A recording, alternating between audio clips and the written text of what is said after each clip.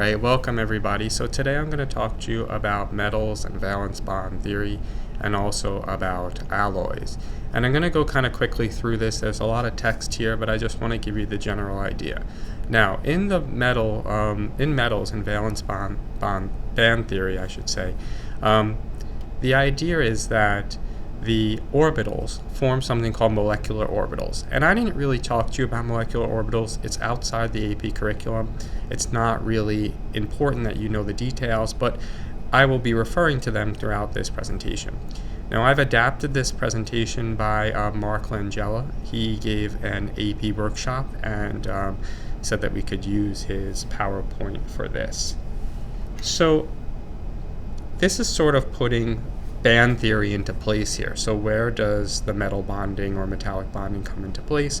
And they kind of have it as like a separate sort of piece of the rest of the type of bonding that you might see. This is from the AP curriculum. These are the things that they want you to know. So they want you to know about metals, metal alloys. They want you to be able to show, what a metallic solid would look like, and the types of forces of attraction that are there. This is some more information about what the AP wants you to know. And we'll talk about alloys here too. That'll come up with number 2 and with number 1. And then this slide shows you the basic definition of how metals bond and gives you different models. Now the first thing, and the first model that you've heard before, is the electron C model. And the electron C model is kind of like these electrons. They're mobile, they're able to move around, they explain the conductivity, they explain all of those properties like malleability, but the forces between the metal atoms and the electrons that are within them are strong. And so that would help explain, high melting point for a lot of metals. And it really depends on how well the metal atoms are packed together with each other. That will determine the how high the melting point is and so on. Now what we talk about a little bit in this course is something called the band or molecular orbital theory. And here we're talking about actually, instead of just thinking about those valence electrons and metals traveling around freely, what's really happening within the orbitals. And we also introduced the idea of something called conduction bands. And this is where you have orbitals that are packed or spaced really close together, and this allows for the conductivity of heat and electricity. So the general idea behind molecular orbital model is that you have this delocalized bonding. This delocalized bonding, it requires that the atomic orbitals from one atom interact with another atom. And so you get this sort of band that forms, and the electrons become delocalized across this band.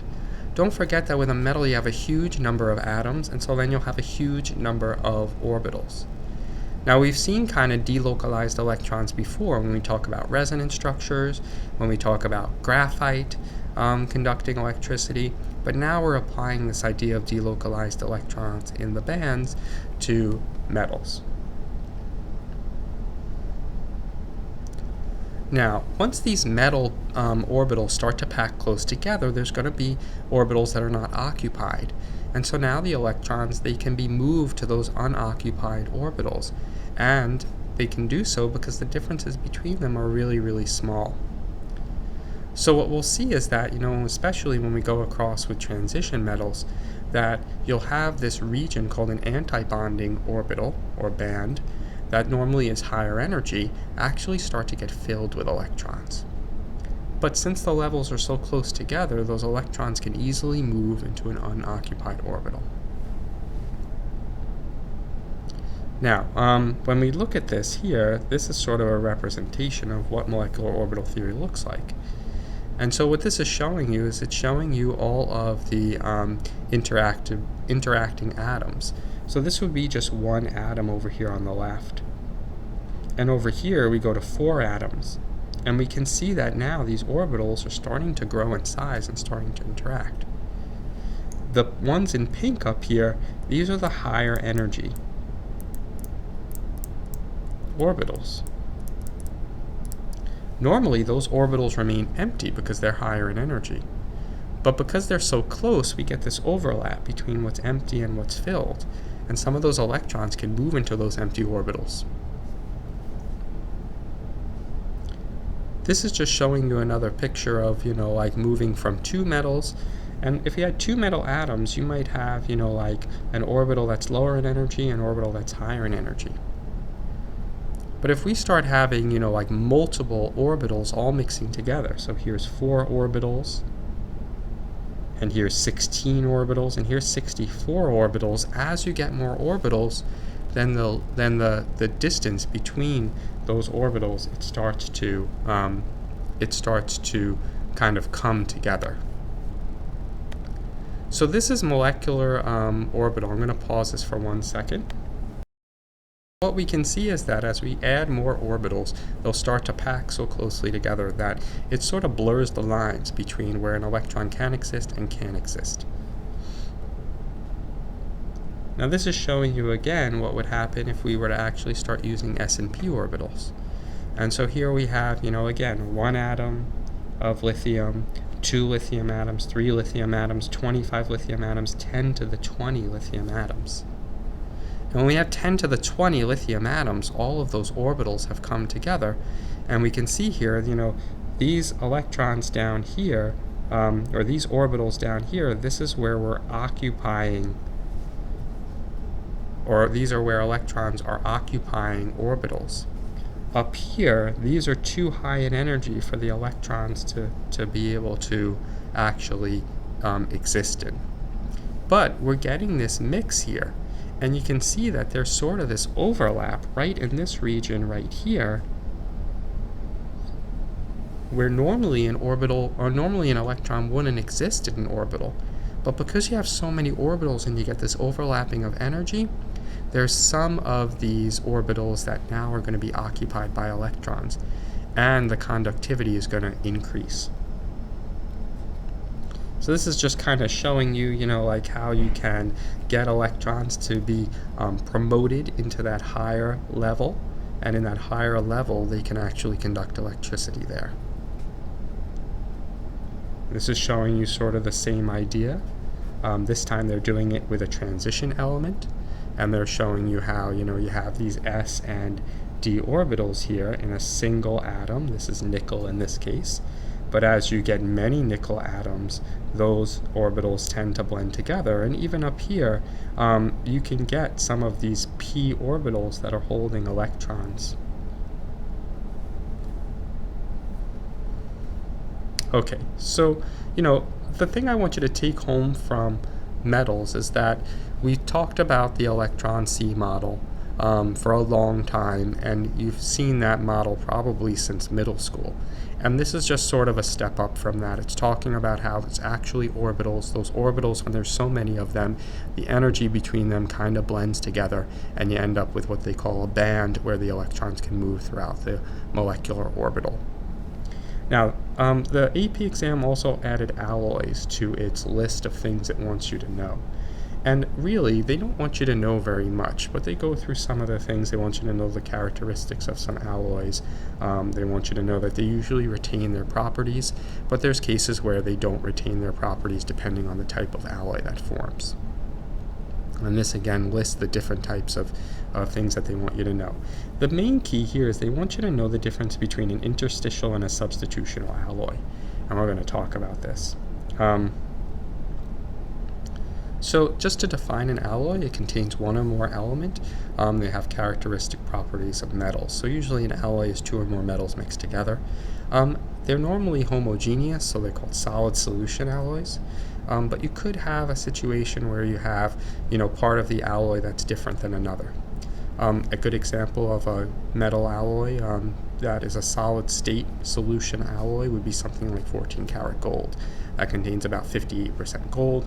Another would be something like brass. Okay.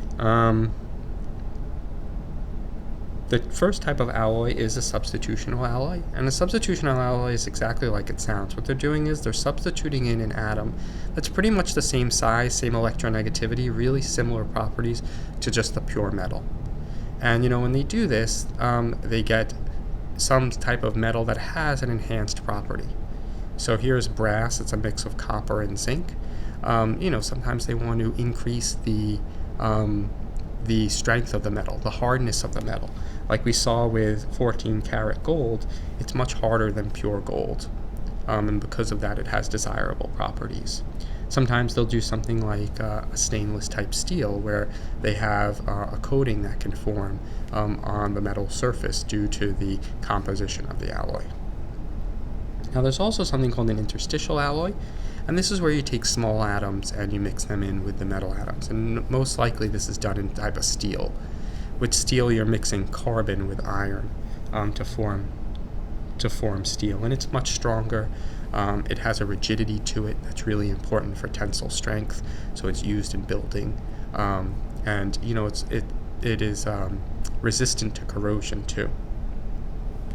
So